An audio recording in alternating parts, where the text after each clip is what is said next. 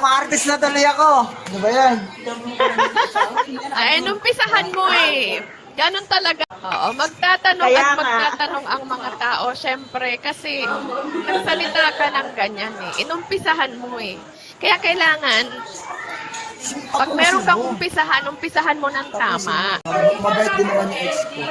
Sobrang bait naman yun talaga. Tsaka maalaga din naman. Yan. Kasi wala ka rin talaga isang masasabi. Kaso nga, nasa overhand lang talaga. Yun lang yung problema siguro. At least, ganyan ha. Ganyan magkwento ng ex ha. Huwag niyong sinisira ang ex niyo. Uy, wag Sa ganun. ibang Siyempre, tao, kailangan may iba. kasi- Iba. Kailangan may iba. Kasi nasa live kasi tayo. Hindi, sandali lang. No? Nasa live kasi tayo. So, yung lahat ng mga sinasabi nyo, ang daming nakakarinig. 'Di ba? Kasi may mga ibang tao, akala nila, porket nag-block sila ng mga ibang account, hindi sila makikita dito sa marami pa rin nakakakita sa inyo dahil naka-TikTok live tayo. So, hindi lang yung mga tao sa panel, hindi lang yung mga nandyan, yung viewers natin, Maraming hindi lang, marites pati sa yung mga mundo. dumadaan. So, nakikita, napapanood. Special, ganito yun eh. Kinuwentuhan niya kami,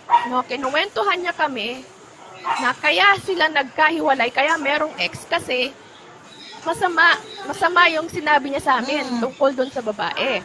No? Alam mo, te, So, wala yun naman ang alam mo, yun yung te, wala naman kasi pinapaniwalaan magkukwento ng mabuti kapag naghiwalay sila. Ano ka ba? Teka Siyempre, lang. kukwento ng masama Ang, yan. ang siste, wala naman palang hiwalayan. So, wala naman palang ex. Naghahanap lang. Eto na ngayon. Yun pala eh. Syempre, yung ang kwento niya, nandito sa live. Sa grupo. Sa maraming tao. Kasalanan ko pa ba? Ha? The thing is, nagsinungaling ka. So, face the consequences. Don't blame other people.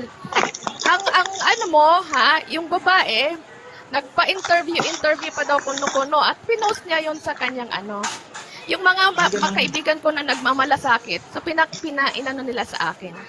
Sinabi nila sa akin na ganon. So sa akin lang, ako kasi bias ako lagi sa babae. Bilang babae. So sabi ko sa kanya,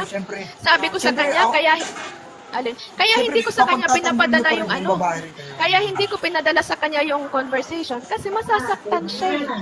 Hindi na sila magkakaayos.